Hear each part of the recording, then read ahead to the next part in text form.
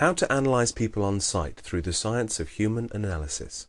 The 5 Human Types by Elsie Lincoln Benedict and Ralph Paine Benedict. Section 1 of Chapter 7. Chapter 7. Vocations for Each Type. Fame and Failure. The masses of mankind form a vast pyramid. At the very tip-top peak are gathered the few who are famous. In the bottom layer are the many failures.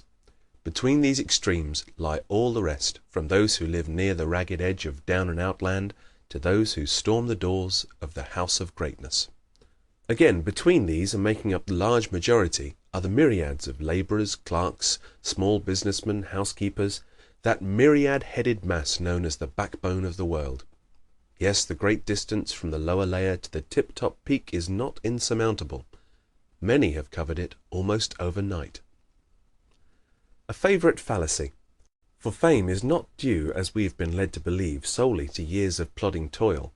1,000 years of labor could never have produced an Edison, a Marconi, a Curie, a Rockefeller, a Roosevelt, a Wilson, a Bryan, a Ford, a Babe Ruth, a Carpentier, a Mary Pickford, a Caruso, a Spencer, or an Emerson. Fame's foundation. The reserved seat in the tip-top peak of the pyramid is procured only by him who has found his real vocation. To such a one, his work is not hard. No hours are long enough to tire his body. No thought is difficult enough to weary his mind. To him there is no day and no night, no quitting time, no Saturday afternoons and no Sundays. He is at the business for which he was created, and all is play. Edison sleeps 4 hours. Thomas A. Edison so loves his work that he sleeps an average of less than 4 hours of each 24. When working out one of his experiments, he forgets to eat, cares not whether it is day or night, and keeps his mind on his invention until it is finished. Yet he has reached the age of 74 with every mental and physical faculty doing 100% service, and the prized place in the tip-top peak of the wizards of the world is his. He started at the very bottom layer, an orphan newsboy. He made the journey to the pinnacle because early in life he found his vocation. Failures who became famous. Each one of the world's great successes was a failure at first. It is interesting to note the things at which some of them failed. Darwin was a failure at the ministry, for which he was educated. Herbert Spencer was a failure as an engineer, though he struggled years in that profession. Abraham Lincoln was such a failure at 33 as a lawyer that he refused an invitation to visit an old friend because, he wrote, "I am such a failure, I do not dare to take the time." Babe Ruth was a failure as a tailor. Hawthorne was a failure as a custom house clerk when he wrote The Scarlet Letter.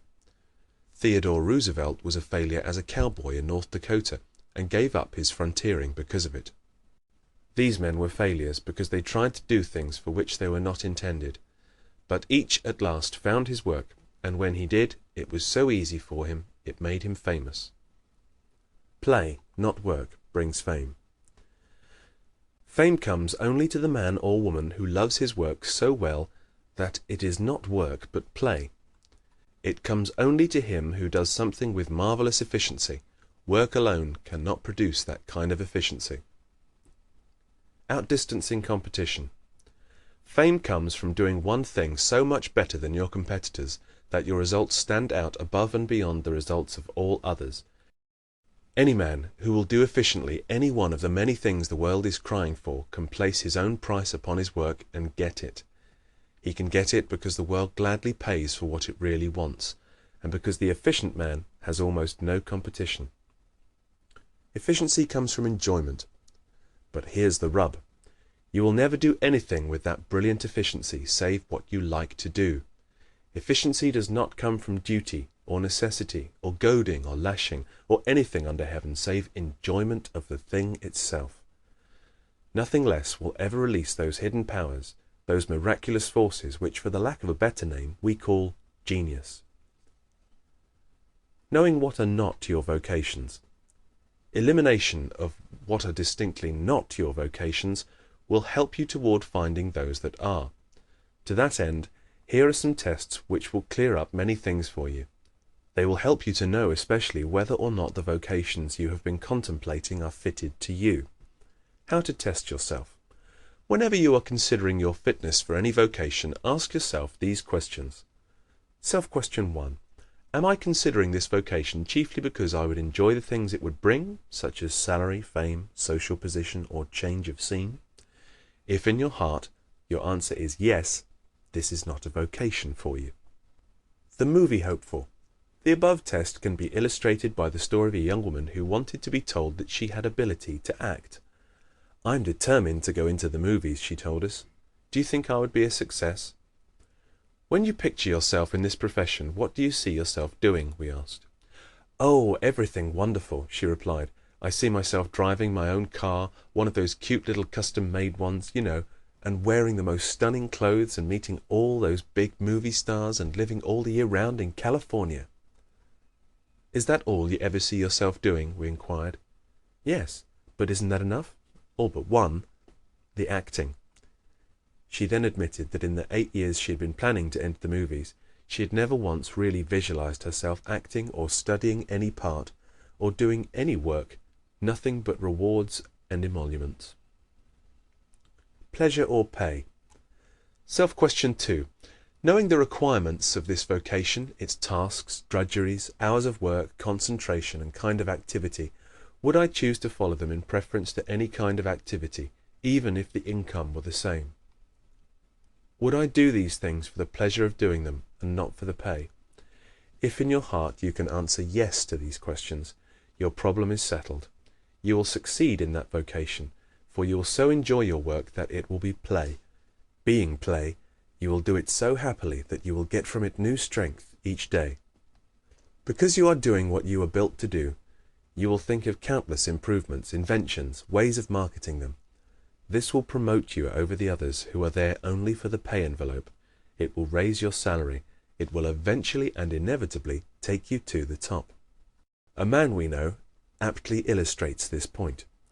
He was a bookkeeper. He had held the same position for 23 years and was getting $125 a month. He had little leisure, but used all he did have, evenings, Saturday afternoons, Sundays, and his 10-day vacations, making things. In that time, he had built furniture for his 6-room house, every kind of article for the kitchen, bathroom, and porch, and into everything he had put little improving touches, such as are not manufactured in such things. We convinced him that his wife was not the only woman who would appreciate these step-saving, work-reducing, leisure-giving conveniences. He finally believed it enough to patent some of his inventions, and today he's a rich man. Of your own accord. One more question will shed much light on the matter of your talents. Here it is. Self-question 3. Do I tend to follow of my own accord, for the sheer joy of it, the kinds of activities demanded by this vocation which I am contemplating? If you do not, you will never succeed in this line of work. Thought it would do him good. One incident will serve to illustrate the foregoing test. A young man asked us if he could succeed as a public speaker. He decided to become a lecturer and had spent 2 years studying for that work. Do you enjoy talking? Do you like to explain and expatiate? When out with others, do you furnish your share of the conversation or a little more? Were the questions we put to him. To all of the questions he answered, no. But I thought this was just the line of work I ought to go into, he explained. I've always been diffident, and I thought the training would do me good. Life pays the producer. Expecting the world to pay you handsomely while remaking you is short-sighted, to say the least. The public schools are free, like life's education, but you don't get a salary for attending them. To be a success, you must produce something out of the ordinary for the world, and you will produce nothing unusual save what your particular organism was built to produce. To know what this is, classify the kind of activities you take to naturally. You can be a star in some line that calls for those activities. You will never succeed in any calling which demands the opposite kinds of activities or reactions.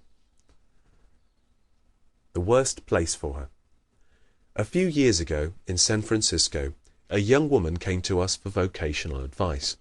She had decided to find an opening in a silk importing establishment, for none of whose duties she was qualified. When asked how she happened to hit upon the thing for which she unquestionably had no ability, she said, "I thought it would give me a world outlook, which I need, compel me to learn fabrics, something I think every woman ought to know, force me to attend to details, which I've always hated, but which I must learn to master, and because it would bring me into contact with people. I dislike them, but I think I should learn to deal with them." When considering a position. When a position is being considered, the question an applicant should be asking himself are, what must I do in this position? Am I qualified? Can I make good? Do I like the activities demanded by this position? But 99 out of every 100 applicants for a vacancy ask no question of themselves whatever, and only one of anybody else. That question is to the employer, and it is only 4 words. What does it pay? He overlooks the fact that if the salary involved is large enough to be attractive, he will soon be severed from it unless he makes good. He also forgets that if the salary is small, he can force it to grow if he is big enough himself. If the particular task he is considering does not warrant a large salary, his employers will find one for him that does, if he shows he has ability. Every business in the world is looking for people who can do a few things a trifle better than the mass of people are doing them today, and whenever they find them, they pay them well, because it pays them in the long run. The big salaried men. Don't be afraid that you may develop ability and then find no market for it. The only jobs that have to go begging are the big salaried ones, because the combination of intelligence and efficiency is not easy to find. The men who are drawing from $10,000 to $50,000 a year are not supermen. They're not very different from anybody else, but they found a line that fitted their particular talents, and they went ahead cultivating those talents without asking for everything in advance. Looking for chicken feed. While touring through the Rockies last summer, we came one day to a log shack perched on the mountainside near the road. In the backyard was the owner, just ready to feed his chickens. As he flung out the grain, they came from every direction, crowding and jostling each other and frantically pecking for the tiny morsels he threw on the ground. Several dozen flocked around him, but 3 or 4 stayed on the outer edge, ready to scamper for the big grains he threw now and then amongst the boulders up on the hillside. "I do that just to see them use their heads," he explained. "People are just like that. They rush for the little chances where all the competition is, instead of staying out where they can see a big chance when it comes." Life is full of opportunities for every person who will consult his own capacities and aim for the big chance. Causes of misfits. Various influences are responsible for the misfit, chief amongst which are his loving parents. Many fathers and mothers with the best intentions in the world urge their children to enter vocations for which they have no natural fitness whatever. These same parents often discourage in their children the very talents which, if permitted to develop, would make them successful. Such a child has small chance in the world if it happens that his parents are sufficiently well-to-do to hold the purse strings on his training. Not until he has failed at the work they choose for him will such parents desist. When they finally allow him to take to the work he prefers, they are usually surprised to see how clever he is. But if he does not succeed at it, they should bear in mind that it is doubtless due to their having cheated him out of his priceless youth, the years when the mind is moldable, impressionable, and full of inspiration. Poverty's one advantage. In this situation alone does the child of poverty-ridden parents have greater opportunities than the child of the well-to-do. He at least chooses his own work, and this is one more little reason why the world's most successful men so often come from the ranks of the poor. Ruined by too much mothering and fathering is a verdict we would frequently render if we knew the facts. Richard and Dorothy. One instance in which fate took a hand was very interesting. A New York widow, whose husband had left his large fortune entirely to her, nursed definite ambitions for her son and daughter. Richard, she had decided, should become a stock raiser and farmer on the several thousand-acre ranch they owned in Texas. Dorothy should study art in Paris, but it so happened that Richard and Dorothy disliked the respective vocations laid out for them, while each wanted to do the very thing the other was being driven to do. Richard was small, dark, sensitive, aesthetic, and bent on being an artist. Dorothy, who was 6 feet in her stockings, laughed at art and wanted to be a farmer. But Mother was obdurate, and Mother held the family purse. So in the spring of 1914, Dorothy was sent to Paris to study the art Richard loved, and Richard was sent to the Texas ranch that Dorothy wanted. Then the war broke, and Dorothy hurried from Paris to avoid the German shells, while Richard enlisted to escape the Texas ranch. Dorothy, in her element at last, took over the ranch, of which Richard had made a failure, turned it into one vast war garden, became a farmerette, and there is now a shining success. Richard got to Paris during the war, and when it closed, refused to come home. He wrote his mother that the war had taught him that he could earn his own living, an accomplishment he is achieving today with his art. The mother herself is happier than she ever was before, and proud of her children's success. 3 kinds of parents. Parents can be divided into 3 classes: those who overestimate their children, those who underestimate their children, and those who do not estimate them at all. The great majority are in the first group. This accounts for the fact that most fathers and mothers are disillusioned as their children one by one fall short of their cherished hopes. Those who underestimate their children are in that small group of parents who live to be happily surprised at their achievements. The best parents of all are those who allow their children to follow their natural talents. Don'ts for parents. Don't push your child into any vocation he dislikes. Don't be like the parents we dined with recently. As we sat around the table, they pointed out their 4 children as follows. There's Georgie. We're going to make a doctor of him. Our best friend is a doctor. We'll make a lawyer out of Johnny. There's been a lawyer in the family for generations. Jimmy is to be a minister. We thought it was about time we had one of them in the family. What about Helen? We asked. Oh, Helen? Why, she's going to marry and have a nice home of her own.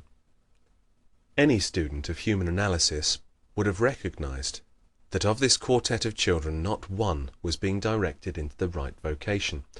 He would have seen that the square-jawed, muscular Jimmy would make a much better lawyer than a minister, that little Johnny should be a teacher or a lecturer, that fat Georgie was born for business instead of medicine, and that Helen had more ability than any of her brothers. The woman misfit. Too many parents have gone on the theory that belonging to the female sex was a sure indication of homemaking, mothering, housekeeping abilities. The commercial world is full of women who have starved, wasted, and shriveled their lives away behind counters, desks, and typewriters when they were meant for motherhood and wifehood. The homes of the land are also full of women who, with the brains and effort they have given to scrubbing, washing, and cooking, could have become captains of industry. The sealed parcel. If you are a parent, don't allow yourself to set your heart on any particular line of work for your children. Your child is a sealed parcel, and only his own tendencies, as they appear during youth, can tell what that parcel really contains. Allow these traits to unfold naturally, normally, and freely. Don't complicate your own problem by trying to advise him too soon. Don't praise certain professions. Children are intensely suggestible. The knowledge that father and mother consider a certain profession especially desirable oftentimes influences a child to waste time working toward it when he has no real ability for it. Every hour of youth is precious, and this wastage is unspeakably expensive. On the other hand, do not attempt to prejudice your child against any profession. Don't let him think, for instance, that you consider overalls a badge of inferiority, or a white collar the mark of superiority. Many a man in blue denim today could buy and sell the collar and cuff friends of his earlier years. The size of a man's laundry bill is no criterion of his income. Popular misconceptions. Other parents make the equally foolish mistake of showing their dislike of certain professions. Not long ago we heard a father say in the presence of his large family, "I don't want any of my boys to be lawyers. Lawyers are all liars. Ministers are worse. They're all a bunch of sissies. Doctors are all fakes. Actors are all bad eggs. And business is one big game of cheat or be cheated. I'm going to see that every boy I've got becomes a farmer." Misdirected mothering. A very unfortunate case came to our attention several years ago. In Chicago, a mother brought her 18-year-old son to us for vocational counsel. "I'm determined that James shall be a minister," she said. "My whole happiness depends on it. I have worked, slaved, and sacrificed ever since his father died, that he might have the education for it. Now I want you to tell James to be a minister." We refused to take the case, explaining that our analyses didn't come to order, but had to fit the facts as we found them. She still insisted upon the analysis. It revealed the fact that James was deficient mentally save in one thing. His capacity for observing was lightning-like in its swiftness and microscopic in its completeness, and his capacity for judging remote motives from immediate actions was uncannily accurate. He was a human ferret, as had been proved many times during his boyhood. At one time, the jewelry store in which he worked as a shipping clerk lost a valuable necklace, and after the police of Chicago had failed to find a clue, James' special ability was reported and he was given a week's vacation to work on the case. He took the last 3 days for a long-desired trip to Milwaukee. He had landed the thief in the first 4. We told the mother that her boy's ability was about the farthest removed from the ministerial that could be well imagined, but that he would make an excellent detective. "I shall never permit it," she cried. "His father was a policeman. I distrust that whole class of people. I'm taking James to the theological seminary tomorrow." And away she went with him. 2 months later she came to us in great distress. She had received a letter from the dean saying James had attended but 1 day's classes, then he had announced that he was going home. Instead, he had cultivated a gang of underworld crooks for the purpose of investigating their methods and had gotten into serious trouble. Nevers for all. Never choose a vocation just because it looks profitable. It won't bring profits to you unless you are built for it. Never choose a vocation just because it looks easy. No work will be easy for you except that which nature intended for you. Never choose a vocation just because it permits the wearing of good clothes. You need more than a permit, you need ability. Never choose a vocation just because the hours are short. You can't fool employers that way. They also know they are short, and pay you accordingly. The extra play these leisure hours give you will amount to nothing but loss to you 10 years hence. Never choose a vocation just because it is popular or sounds interesting. "I'm going to be a private secretary," said a young woman near us at the theatre recently. "What will you have to do?" asked her friend. "Oh, I don't know," the girl answered, "but it sounds so fascinating, don't you think?" Never turn your back on a profession just because it's old-fashioned, middle-class, or ordinary. If you have talents fitting you for such vocations, you are lucky, for these are the ones for which there is the greatest demand. Demand is a big help. If you can add a new touch to such a one, you are made. Why she taught German. Never choose a vocation just because your friends are in it, nor refuse another just because your worst enemy is in it. 2 friends come to mind in this connection. One is a splendid woman we knew at college. She began a German teacher, and up to the outbreak of the war had an instructorship in a Western state university. The elimination of German lost her the position. "Why did you ever choose German anyhow, Ruth?" we asked her. "Your abilities lie in such a different direction." "Because my favorite teacher in high school taught German," she replied. Enemies and engineering. An opposite case is that of a friend of ours who has worked in an uncongenial profession for 30 years. "You were meant for engineering, Tom," we told him. "With all the leanings you had in that direction, how did it happen you didn't follow it?" "Because the man who cheated my father out of all he had was an engineer," he said. Never choose a new vocation just because you are restless. You'll be more so if you get into the wrong one. The society delusion. Never choose a vocation just because it promises social standing. The entree it gives will fail you unless you make good, and social standing isn't worth much anyhow. When you are in the work for which you were born, you won't worry about social standing. It will come to you then whether you want it or not, and when it does, you will care very little about it. The entering wedge. Never take a certain job for life just because people are dependent upon you.